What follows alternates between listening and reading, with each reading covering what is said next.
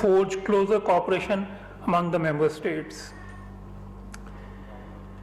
We have noticed some speculative reports regarding the recognition of Israel by Pakistan.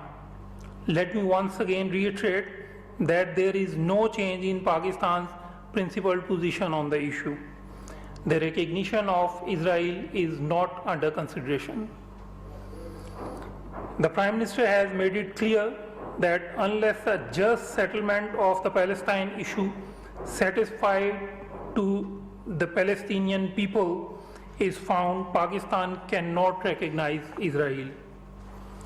For just and lasting peace, it is imperative to have a two-state solution in accordance with the relevant United Nations and OIC resolutions with the pre-1967 borders and Al-Quds Al-Sharif as the capital of a viable, independent and contiguous Palestinian state. Foreign Minister Shah Mahmood Qureshi is leading Pakistan's delegation to the 47th session of the Council of Foreign Ministers of the Organization of Islamic Cooperation being held in Niamey, Niger on 27th and 28th of November 2020. During the two-day session, the CFM will discuss a wide range of issues confronting the Muslim world with particular focus on combating Islamophobia and defamation of the religions, Palestine, Jammu and Kashmir dispute, and the situation of Muslim communities and minorities in non-OIC member states. During the visit, the Foreign Minister will highlight aggravating human rights and humanitarian situation in Indian illegally occupied Jammu and Kashmir, rising incidents of Islamophobia and hate speech against Muslims, and emphasize the need for unity of the Islamic world to combat the scourge of Islamophobia and promote interfaith harmony. On the sidelines, the Foreign Minister will also hold bilateral meetings with his counterparts from various OIC member states. Now coming to the situation in Indian illegally occupied Jammu and Kashmir, the inhuman military siege, communications blockade, media blackout, and brutalization of innocent Kashmiris continue for 479 days since India's illegal and inhuman unilateral actions of 5th August 2019.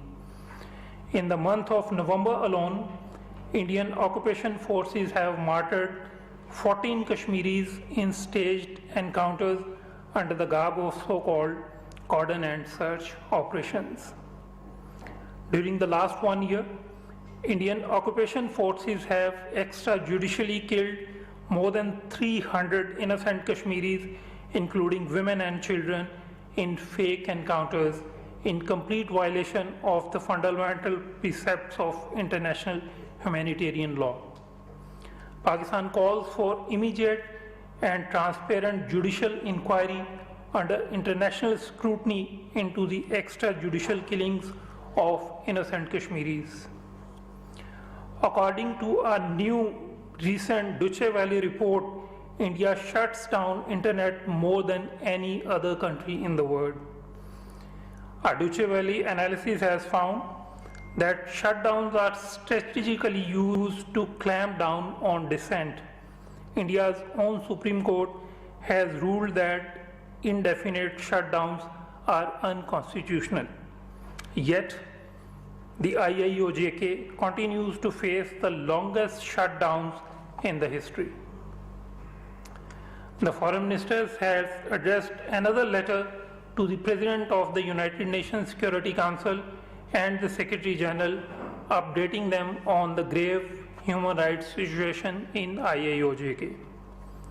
The letter by the Foreign Minister is part of Pakistan's consistent efforts to keep the UN Security Council and the Secretary General informed of the serious situation in IIOJK, and also to demand resolution of the Jammu and Kashmir dispute in accordance with the United Nations Security Council resolutions and the wishes of the Kashmiri people. International community, including the leading experts and human rights activists, continue to raise the voice against genocidal violence and egregious human rights violations in IAOJK. Dr. Gregory Stanton, the founder president of Genocide Watch, has recently stated that preparations for genocide is definitely underway in India. Explaining the systematic targeting of Muslims, Dr. Stanton has stated that the persecution of Muslims in Assam and Kashmir is the stage before a genocide. The next stage is extermination. That's what we call a genocide. The situation of minorities, particularly the Muslims in India, is indeed a matter of deep concern. Pakistan strongly condemns the heart-rending incident of a Muslim girl burned alive in Bihar, India by right-wing Hindus. The horrific incident underscores the intensifying marginalization of minorities in India, especially Muslims, as a result of the extremist Hindutva ideology of the present RSS-inspired Indian government. Such episodes reveal the fiction of India being a so-called secular democracy when it is in fact a majoritarian state where minorities feel increasingly threatened. As you are aware, Pakistan has presented a dossier providing irrefutable evidence of India's state sponsorship of terrorism in Pakistan.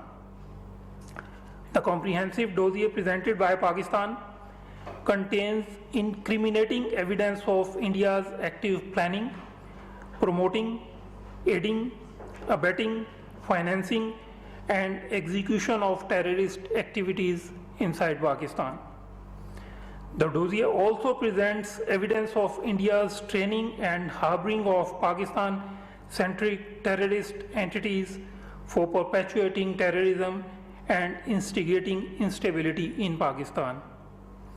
The document highlights India's money laundering and terrorist financing aimed at instigating direct as well as indirect anti-state activities inside Pakistan through subnationalist entities, including India's attempts at trying to undermine, delay, and disrupt the China-Pakistan economic corridor.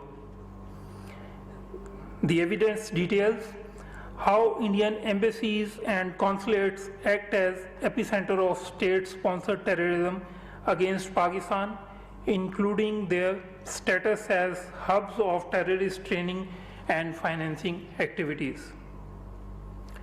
To expose Indian state sponsorship of terrorism, Pakistan continues to share the incriminating evidence against India with the international community. In this regard,